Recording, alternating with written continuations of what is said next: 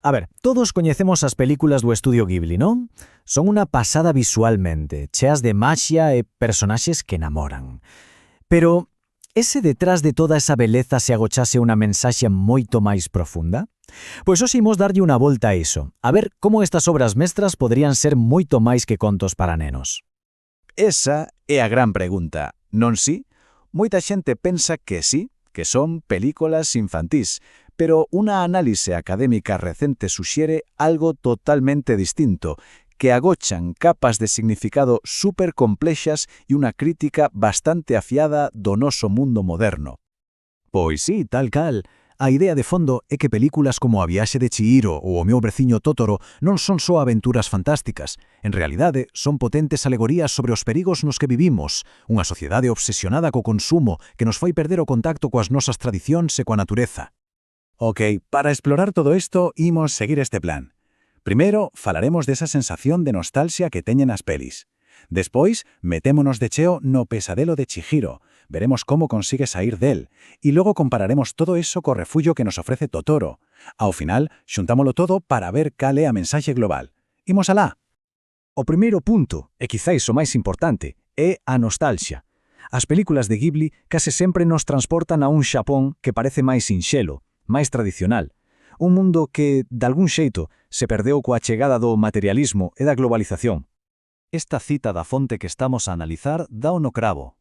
Non se trata só de mirar ao pasado con cariño, é a busca dunha especie de pureza, dunha autenticidade que sentimos que perdemos, e esta idea vai nos servir de guía para entender o que ven agora. Moi ben, pois imos ao lío.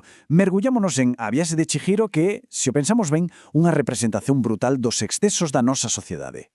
O escenario principal, a casa de baños, non é un sitio calquera, é un símbolo.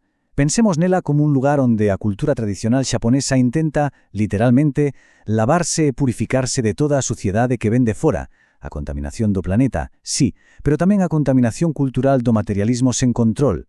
E a primeira escena, é que non pode ser máis directa. Os pais de Chihiro déixanse levar por un banquete que parecen non ter fin, e comen sen pensar, ata que se converten en porcos. É unha imaxe superpotente da avaricia, de como o consumismo pode chegar a quitarnos a nosa humanidade. Outro símbolo increíble é o Deus pestroso. Ao principio parece só unha masa de lixo e lama que fede, pero non. En realidade, é o espírito dun río que está a afogar por culpa de toda a porcallada que lle botamos nós, a sociedade industrial. Limpalo é unha metáfora de que temos que sandar a naturaleza. E aquí ven o detalle que o cambia todo. A espiña que lle causa tanto mal ao espírito non é algo máxico nin extraño, é un manillar de bicicleta, un obxeto do noso día a día. Miyazaki está dicéndonos claramente que a fonte de toda esa corrupción non é un monstro de conto, somos nós e o noso lixo. Pero se hai un personaxe que de verdade dá arrepíos, ese é Senkara. Un valero, non ten identidade propia. Para ser alguén, necesita consumir. Ofrece ouro falso para que lle fagan caso e come todo o que atopa, facéndose cada vez máis grande, pero sin encher nunca ese valero que ten dentro. É a personificación perfecta do consumismo, querer máis e máis, sen fin. A fonte académica relaciona esta fame insaciable de Senkara con esta reflexión de dous filósofos, Deleuze e Guattari. A súa voracidade non é só fame.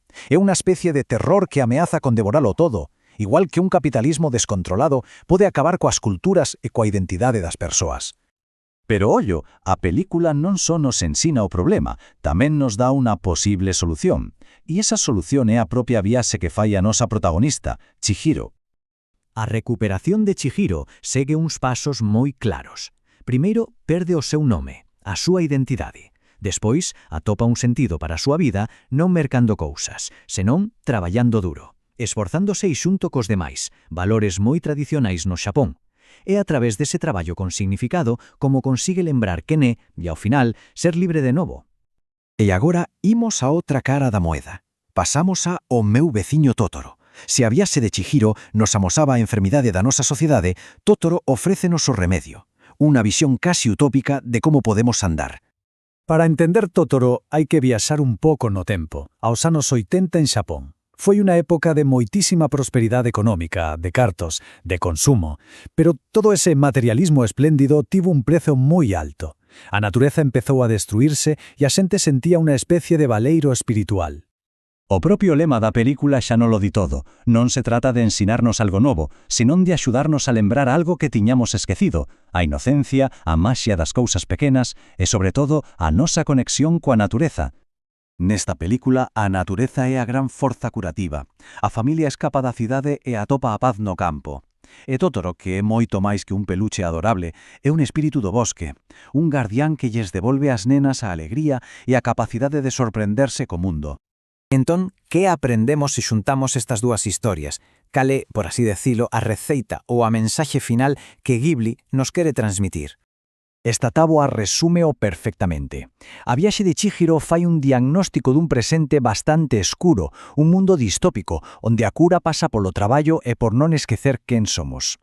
Pola contra, o meu veciño Totoro ofrécenos a imaxe dun pasado casi utópico, onde andamos volvendo á natureza e á inocencia.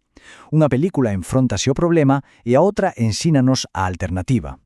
E esta cita final da crítica Susan Napier paréceme que o pecha todo moi ben. As películas de Miyazaki son moito máis que entretemento. Son case como viaxes terapéuticas. Danos un espazo para pensar no que perdemos como sociedade e danos pistas para sandar a nosa alma. E así, ao final as películas de Ghibli déixanos con esta pregunta no aire.